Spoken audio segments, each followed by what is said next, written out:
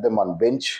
அந்த பெஞ்சில் எதுக்கு போடுறாங்க அப்படின்னாக்கா, ஒரு புது ப்ராஜெக்ட் வரும்போது டக்குன்னு இவன் வந்து ரிசோர்ஸஸ் எங்கிருந்தோ கொண்டு வர முடியாது, ரெடியாக இருக்கணும். ஒரு ஃபார் எக்ஸாம்பிள் யூரோப்பில் ஒரு கிளைண்ட் இருக்காங்க, அந்த கிளைண்ட் வந்து எங்களுக்கு சொல்யூஷன்ஸ் கொடுங்கன்னு சொல்லி கேட்குறாங்கன்னு சொன்னாக்க உடனே அதற்கு ஒரு 4-5 டீம் தேவைப்படும், ஒரு 500 ரிசோர்ஸஸ் தேவைப்படும். அதை உடனடியாக மார்க்கெட்லேருந்து இவங்க ரெக்ரூட் பண்ண முடியாது. அதற்கு வேண்டிதான் இந்த பெஞ்சில் வைக்கும் கலாச்சாரம் வந்திருக்கிறது.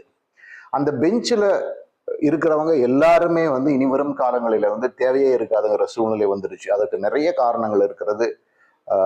ஆர்டிஃபிஷியல் இன்டெலிஜென்ஸ் வந்து இந்த கோடிங், அதாவது இந்த ப்ரோக்ராம்ஸ், ஐடி ப்ரோக்ராம்ஸ் எழுதுறதுல வந்து மிகப்பெரிய ஒரு தாக்கத்தை ஏற்படுத்தும்னு நிறைய பேர் சொல்லியிருக்காங்க. இதை வந்து ஐடி நிறுவனத்தினுடைய ஜாம்பவான்கள், அந்த சிஇஓக்கள், எலான் மஸ்க் போன்ற உலக பொருளாதாரத்தை திசையை நிர்ணயிக்கும் பெரிய பெரிய சிஇஓஸ் எல்லாமே வந்து இப்போ வந்து கோடிங் வந்து பெரிய அளவிலே